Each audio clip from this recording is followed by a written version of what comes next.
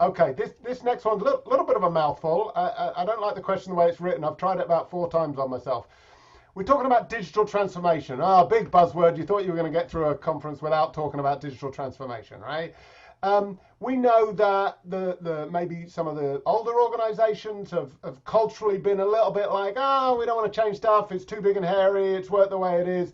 So digital transformation, they often blame legacy technology challenges. It's too hard. It would cost too much money, or regulatory barriers or whatever. And there's a lot of like, we can't do this, we can't do it, it's not right for us as a business. And then COVID hit and it just went woof. And everybody suddenly just had to embrace technology in all sorts of ways a lot better. And in many ways, just like the working from home thing, we're not talking about that, but it disproved all those naysayers. It was like, yeah, no, you can. It doesn't matter what your business is. You can embrace this, right? And we've seen some great examples of that. I'm sure all of you guys have got some great examples. But, do we feel that digital transformation is a given now for everybody? Or are we all like, particularly with the vaccine around the corner, is everybody going to go, all right, we could probably hold that off for a bit now. We'll just carry on for a bit now. We'll get back to the old boring ways of doing stuff. What do people think about that? Go on then, Ed. Well, I think it is the kind of $64 million question, but the answer I think is pretty straightforward, which is it's quite clear that a crisis accelerates change. Wars accelerate change, and in many senses, this was a war. And it's quite clear to me, certainly in the white collar profession, where people do have the luxury of, to a certain extent, choosing their work location, that hybrid working will become the norm, and this kind of 9 to 5 FaceTime will not be insisted upon. But having said that, all of us on this panel, and I'm sure everyone listening, we miss human contact. We know the difference between sitting around a table, kicking around ideas, and sitting on a Zoom, kicking around ideas. They are different experiences. But we also know that if you've got one meeting in the day, you're not going to schlep into town for it. You're going to say, let's do this one on Zoom. So it's going to be hybrid. There will have been a lot of acceleration, in terms of entertainment and things like that, and streaming. There'll be lots of change, which will kind of settle down. And I think in many respects, going back to the answer to my first question, as it were, it will be that more and more companies do realize that it's not physical and digital, it's one thing. Yeah, okay, I understand that. Ben, I know you had some experience when you were at Starling of this kind of doing that transformation, digital change. Tell us about that. I'm not sure anyone at Starling would say they did digital transformation. I think it was just that from day one. To be honest, I think the main experience for me actually is with the banks that we work with at OakNorth. Like, I think the thing that's most important, I think, is people being able to take calculated risks. Like, I think that the danger is change equals risk, and risk means you can't do anything, right? You get people stuck in that kind of, in the status quo. So I think that the important thing is having the right team of people who are willing to challenge the status quo, and they are going to come across people who tell them they can't do that, or that's not possible, or we tried that before and it doesn't work. And you've got to just almost unashamedly just kind of do it anyway, right? And it doesn't mean you're reckless. It just means you have to be very thoughtful, very detail orientated, have the right kind of first principle thinkers in the team who are just trying to innovate on behalf of the customer. So I think that getting that kind of team process mentality in place is important. And I think the thing with, I hate to use the term, with digital quote unquote companies, is just that's the mentality the founding team have. So you don't have to go through a digital transformation. And I think that it's one of the reasons why non-native digital companies are going to find it hard, because it's really hard to shift the mentality of a whole company. If you're shifting the mentality of 10 people, obviously that's a lot easier than like 25,000 people at a big high street bank. So, I think it's why kind of just, a lot of, founding tech teams, just the reason why they think they can change an industry and compete with the big established players is because it's going to take them so long to change the mentality. All right. So Anna, Ben's telling us just to break the rules and beg forgiveness later on and get on with it because it's the right thing to do. That was my summarization of what you said, Ben. Sorry to misquote you. Anna, what about the cultural impact of that? And to Ben's point, you know, it's easy to change the hearts and minds of 10 people in a company who are trying to achieve something new and innovative.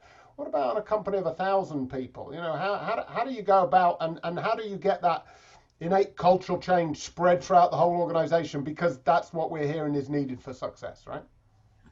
That's an interesting question. And this is something that's probably, you know, being debated by lots of people in lots of different ways across different industries. I think the organizational design has a big role to play in the way companies are formed, and they end up having their own culture and the way they work.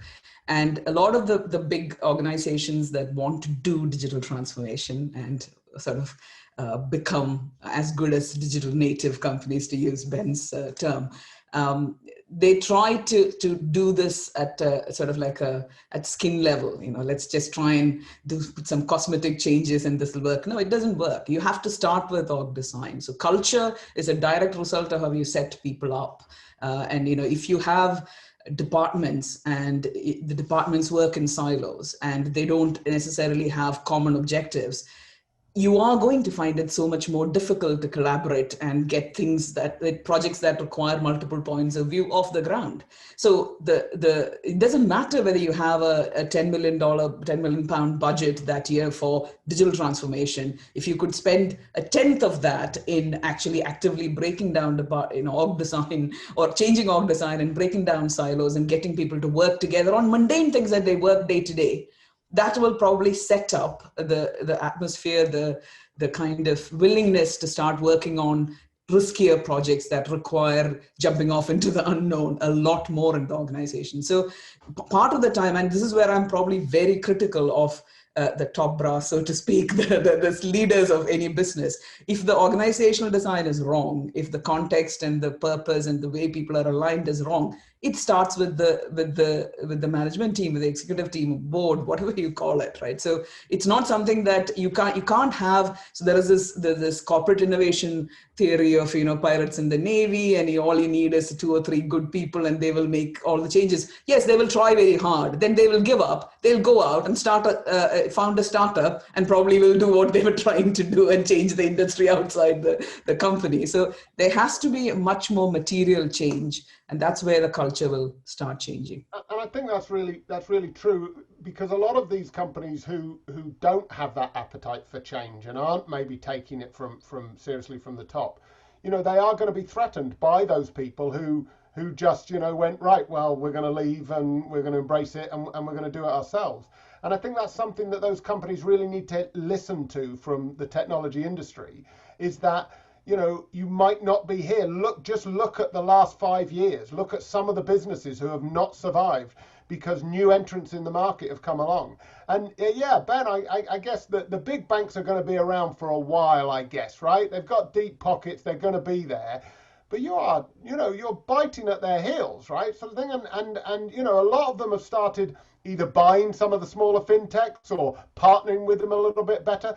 Surely that's because they're scared because of their culture and their approach to digital adoption, yeah? Yeah, I think so. I mean, I can't see like the big banks disappearing anytime quickly. I mean, I think one of the things, you know, I'm sure everyone in particularly the banking part of fintech knows, or, you know, will learn shortly, is banking is actually mostly about lending. You know, and so I don't think that, you know, other than OakNorth Bank, actually, like, I don't think the fintechs have really cracked lending. Yeah, I think there's been some opportunities with COVID that, you know, particularly Starling's made like a massive opportunity of and done a really good job of. But, you know, I think that the big banks are going to be scared when the fintechs crack lending. But I think that, you know, there's 2 kind of things come to mind. One is, yeah, it just goes back to the point before about making big bets. You know, when was the last time a high street bank made a big bet in a new thing? That I think they're like a bit on their heels, and the fintechs are actually willing to take bets and be wrong and things. So, you know, I think that the thing I would be scared of is the ability and the willingness to take big bets, which, you know, Monzo started. I mean, Revolut actually took a big bet on, you know, competing with Stripe, you know, with all of their services they announced the other day. So, you know, I think that's an example of a big bet that I just can't really see the high street banks kind of doing. You know, and some of the, you know, I mean, obviously like the Netflix Blockbuster example is kind of a good one of on the innovator's dilemma type examples. But, you know, Blockbuster tried an online streaming service and their exec team killed it, right? Because they didn't get the right returns, because actually, to Anna's point, their organizational structure meant everybody just pointed and laughed at this business that made, you know, a fraction of a % of the revenue of the main business. And so they got scared, the team got disheartened, and it just kind of shriveled away. So I just see that's kind of the problem with the big companies. And so, you know, unless they get their orgs right, unless they get their culture right, then, you know, they're not going to compete. I think that's a good point. And I'm just thinking about, you know, I'm looking at Tugce and Will, and I'm thinking, they're working in innovative companies who embrace digital stuff. So, you know, no point in asking them this question. But I'm wondering, in your past parts of your careers, you know, did you leave a company because you just didn't think they were going to embrace technology enough? And to Anna's point, that it was ingrained from the top. Any of you ever sort of gone, right, I can't do this, I've got to go somewhere better? Yeah, so that actually describes pretty accurately the reason why I kind of left and joined Deliveroo. I was initially first job I had the very first job I had out of university was making chocolate, which was great. The first job which paid me money rather than like just about broke even was with Streetcar, a UK startup doing car sharing, which was acquired by Zipcar, an American company with a similar sort of model. And very much the idea around it was the disruption of the transport you know, system in urban centers. You know, we had a vision to kind of transform the way that people moved in cities. And you know, after IPOing, we were actually acquired by Avis Budget Group, the car rental people, who, you know, had a vested interest initially, at least, in kind of seeing this as a kind of innovative second business line.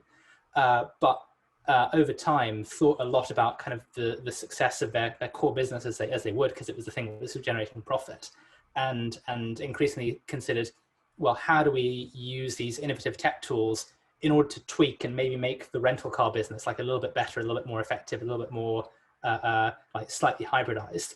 And, you know, whilst there was for sure a fantastic profit opportunity in that, and there's some great synergies for the company, it was by no means a sort of a technology first kind of approach to something. It was by no means the kind of revolutionary change which you can see if you're in a you know, community of like-minded individuals kind of driving towards the change at pace. And so, yeah, that was the reason why I quit and joined Deliveroo. Cool, excellent, thanks, Will. I think it's good to hear people's history and the personal choices they make based around, you know, the culture of a company and the direction that it's setting from the top. Tugce, what about you? It's interesting, I think, that's pretty much why I started Streetpiece, because I was getting quite tired of working with research companies who just not going to use any technology to get us the results that we needed. So I was a strategy consultant in a previous life before Streetpiece, and I started our technology practice within the consultancy. And I remember that we were doing actually some due diligence on Just Eat at the time, pre-IPO. And it was super interesting because we needed data about takeaway behavior from Brazil, Russia, and we just needed that like yesterday. You know, we don't have 2 months to wait to gather the data. And I went to the, you know, traditional companies like Ipsos and Kantar, etc. And we basically told them, we even told them how they can do it with the technology we were recommending. We just needed the data.